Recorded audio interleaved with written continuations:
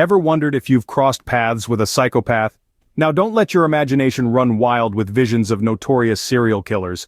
Psychopathy is a complex psychological condition, and it's not as black and white as popular culture often depicts. Psychopathy is a fascinating topic that has captivated the interest of psychologists, criminologists, and, let's admit it, anyone who's binge-watched a crime documentary series. This condition is characterized by a lack of empathy, manipulative behavior, and an inflated sense of self-importance, among other traits. The study of psychopathy dates back to the early 20th century, with pioneers like Hervey Cleckley and Robert Hare leading the charge. They sought to understand the minds behind some of the most heinous criminal acts, but also the smooth-talking, charismatic individuals who manipulate their way through life. Now, you might be thinking, are all psychopaths criminals? Well, contrary to the Hollywood stereotype, not all psychopaths are violent or even lawbreakers. Many psychopaths live among us, leading seemingly normal lives.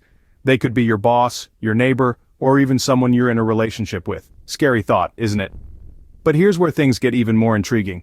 Psychopaths aren't all cut from the same cloth. There are different types of psychopaths, each with their unique blend of characteristics and behaviors. Primary psychopaths, secondary psychopaths, distempered psychopaths, and charismatic psychopaths. These are the four main categories we'll be exploring. Each type presents a different facet of the psychopathy diamond. From the cold and calculated primary psychopath to the emotionally reactive secondary psychopath, the volatile distempered psychopath, and finally, the charming and manipulative charismatic psychopath. Understanding these different types not only gives us a deeper insight into the world of psychopathy, but also helps us recognize and navigate these personalities in our everyday lives. Because remember, knowledge is power. So, buckle up as we delve into the fascinating world of psychopaths. First up, we have the primary psychopaths. Now, if you're thinking this sounds like a title for a horror movie, well, you're not too far off. Primary psychopaths, you see, are the ones that make us question the very essence of humanity itself. They're the embodiment of cold, calculated manipulation, with a chilling disregard for the feelings of others. Imagine someone who can look you in the eye, smile, and then betray you without even a twinge of guilt. That's a primary psychopath for you. They're like ice, cool, composed, and utterly unfeeling. But wait, don't go checking your friends and family for frostbite just yet. These individuals are not as easy to spot as you might think. They blend into the crowd, appearing as charming, successful, and even charismatic individuals, but beneath that glossy exterior, there's a void where empathy and guilt should reside. Let's dive into an example to paint a clearer picture. Ever heard of corporate sharks? No, not the ones you find in the ocean, but the ones in business suits, prowling the corridors of power. They climb the corporate ladder not by merit but by exploiting others, leaving a trail of broken dreams and crushed hopes in their wake. And here's the kicker. They sleep like babies at night. No guilt, no remorse, nothing. It's like they're wired differently from the rest of us. And in fact, they are. Research shows that primary psychopaths have reduced connectivity in parts of the brain associated with emotional processing. But let's not get too carried away. Not all primary psychopaths are corporate sharks or criminals. Some of them are just regular folks, living regular lives just without the emotional baggage that comes with empathy and guilt. It's chilling, isn't it? But wait, there's more. Next, meet the secondary psychopaths. In the grand theater of human behavior, these characters are the ones who are always on the edge of their seats, ready to react. Their impulsivity and emotional instability mark them out from the rest. They're the hot-headed ones, the secondary psychopaths. Now you might be wondering, what makes a secondary psychopath different from a primary psychopath? Well, while primary psychopaths are often cold and unfeeling, secondary psychopaths are a whole different breed. They're like firecrackers, unpredictable and explosive. They're impulsive, often acting on the spur of the moment without thinking about the consequences.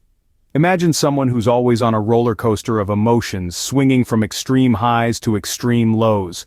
That's your typical secondary psychopath. They might be the life of the party one minute and the next, they're causing a ruckus because someone looked at them the wrong way.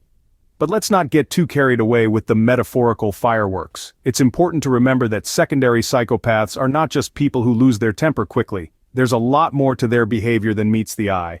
They experience negative emotions more intensely, which can lead to bouts of anxiety, depression, and even self-harm. Consider the case of a fictional character, let's call him John Doe. John is known for his quick temper and impulsive behavior. He's charming and outgoing, but his mood can change in a heartbeat. One day he's all smiles and laughter, and the next, he's brooding and irritable. John's behavior is unpredictable, and that's what sets him apart from the rest. In a nutshell, secondary psychopaths are like a pot of boiling water on a stove. They're always on the verge of bubbling over, making them unpredictable and at times dangerous. Their emotional instability and impulsivity are their defining characteristics, and they're what make these individuals stand out in the crowd. And you thought primary psychopaths were unnerving. Now let's introduce the distempered and charismatic psychopaths. The third type, distempered psychopaths, is a particularly volatile bunch. Imagine someone with the emotional stability of a roller coaster on a windy day. They're prone to emotional outbursts and have a low tolerance for frustration. This lack of emotional control often leads to impulsive behavior, like sudden fits of rage or bouts of excessive drinking. But don't be fooled, this isn't your typical tantrum. Their reactions can be explosive, like a soda can that's been shaken too much, and their emotional eruptions could make Mount Vesuvius look like a mere hiccup. Now let's pivot to the charismatic psychopaths. These are the smooth operators of the psychopathic world. They're often described as charming, persuasive, and yes, charismatic. They have this uncanny ability to make you feel like you're the most important person in the room. But beneath that charm lies a manipulative streak. They can twist words and emotions to suit their needs, making you feel like you're in a psychological game of Twister. It's like being swept off your feet by a tornado, only to be dropped into a maze with no exit. Take for instance the classic example of a charismatic psychopath, the con artist. They weave a web of lies so intricate it's like a masterpiece of deception.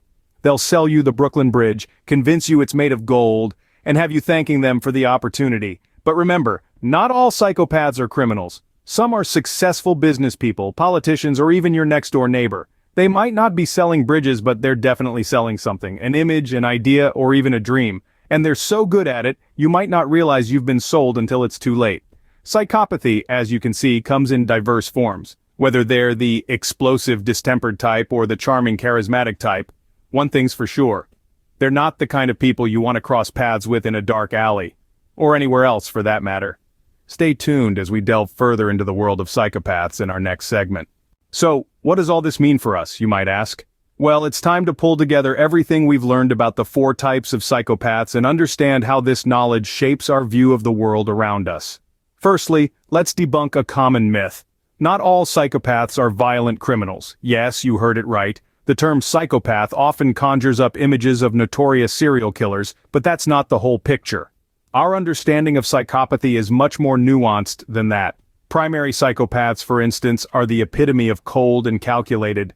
They're the chess players of the human world, always thinking several moves ahead, but they're not necessarily violent. They might be the ruthless business tycoon who'd step over their own grandmother to close a deal. Unfeeling? Absolutely. Criminal? Not necessarily. Secondary psychopaths, on the other hand, are the hot-headed ones. They're impulsive and prone to emotional outbursts. They might be the person who cuts you off in traffic, then screams obscenities when you honk your horn. Unpleasant? Definitely. Dangerous? Maybe, but not always in a criminal sense.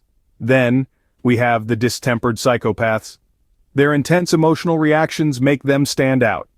They're the ones with a hair-trigger temper, ready to explode at the slightest provocation.